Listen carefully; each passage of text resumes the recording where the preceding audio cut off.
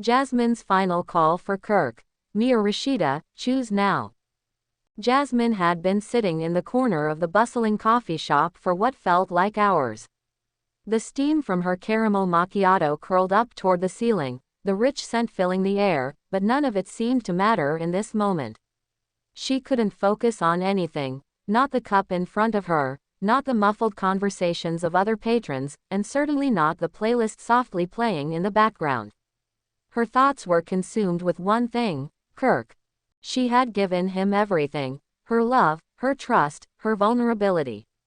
They had been through ups and downs together, their relationship a whirlwind of passion, frustration, and hope. But today was different. Today, Jasmine had made up her mind. She couldn't do it anymore. The uncertainty, the heartache, the confusion, it was too much. Her phone buzzed on the table, and she glanced down. It was a text from Kirk. She had been waiting for it all morning, had even considered not checking her messages at all, but here it was, right in front of her. Kirk. Hey babe, I know we need to talk. Call me when you're ready. Her thumb hovered over the screen, her heart pounding in her chest. She could feel the weight of his words, knowing they were a prelude to what was coming, the conversation they had been avoiding for weeks. The past few months had been tumultuous for their relationship. It wasn't that Kirk was a bad guy, at least not entirely. But there was something that had shifted between them. It had started innocently enough, a missed text here, a late night there, the kind of small things that could be easily dismissed as nothing. But as time went on, Jasmine had begun to notice something bigger, something more troubling. There was a rift, a distance that had formed between them, and it wasn't just physical. It was emotional. And then there was Rasheeda. Jasmine had heard about her. She wasn't just some random person. No, Rasheeda was a presence in their lives, someone Kirk had known before Jasmine, someone who had resurfaced in a way that couldn't be ignored. At first, Jasmine had tried to brush it off. She trusted Kirk, believed in him, and figured that maybe it was nothing more than an old flame rekindling in a harmless way. But as the texts and calls between Kirk and Rasheeda grew more frequent, something inside of Jasmine had cracked. She wasn't stupid. She knew what was happening. She knew what it looked like when someone was slipping away, when they were torn between two worlds. And now, she had come to a decision. She couldn't keep fighting for someone who wasn't fully there.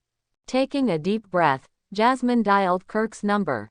The phone rang twice before he picked up. Jas. His voice sounded hesitant, almost strained. You okay? I'm fine, Kirk, she said, keeping her voice steady, though she could feel the cracks forming beneath the surface. I need to talk to you. I know, he said quickly.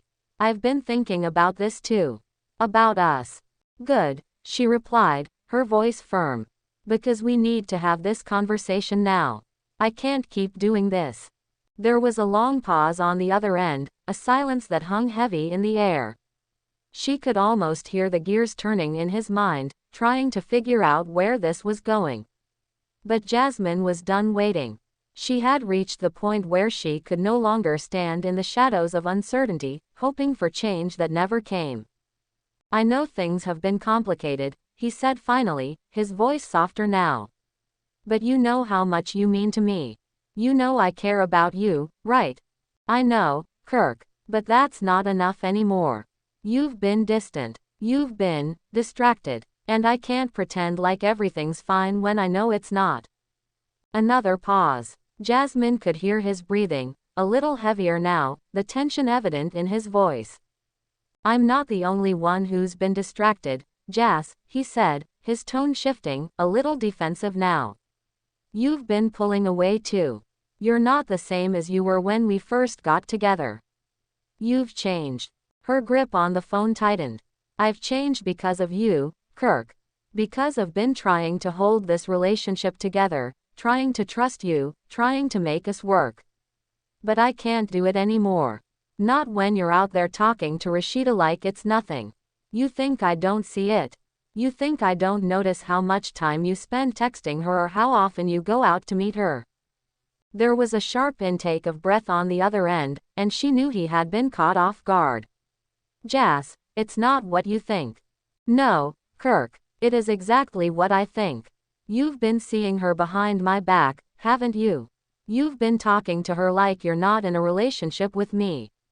And now you want me to sit here and pretend everything's fine. That's not it at all, he said quickly, but his words sounded more like a defense than an explanation. It's complicated. You don't understand. No, Jasmine interrupted, her voice rising slightly. You don't get it. I've been patient. I've been understanding. But this is where I draw the line. You need to choose, Kirk. Right now. It's either me or her. I can't keep living in this limbo, wondering if I'm the one you want or if you're just stringing me along while you wait for something better to come along. Another silence, longer this time, like the weight of her words had hit him harder than she anticipated.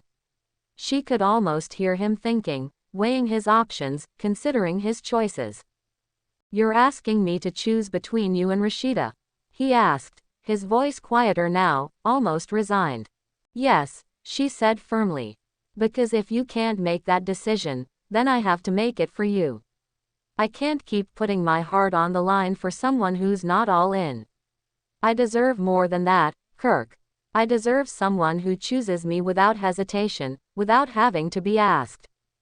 I don't know if I can make that choice, Jas, he said, and she could hear the uncertainty in his voice. Rasheeda means something to me.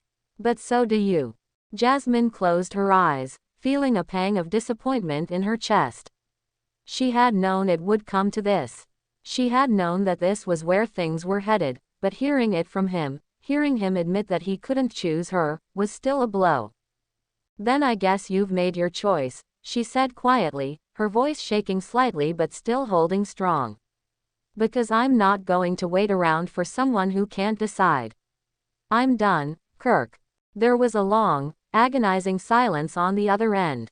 She could hear him breathing, the weight of the moment pressing down on both of them. But Jasmine knew what she had to do. She had to let go. I'm sorry, he said, his voice small now, almost like he was pleading. Please don't do this. I need you. But Jasmine was already done. The decision was made. She had been asking for too long, had been giving more than she was getting. She deserved someone who was fully there, someone who didn't need to be asked to make a choice. No, Kirk, she said softly but firmly. I need someone who's all in, and you're not. Goodbye. She ended the call before he could say anything else, placing the phone down on the table with a finality that echoed in her chest. For a moment, she just sat there, her hands shaking, her heart heavy, but also, somehow, lighter. Jasmine knew it would hurt, but she also knew that this was the only way forward. She couldn't keep holding on to a relationship that was slowly slipping away. She couldn't keep competing for someone's love and attention.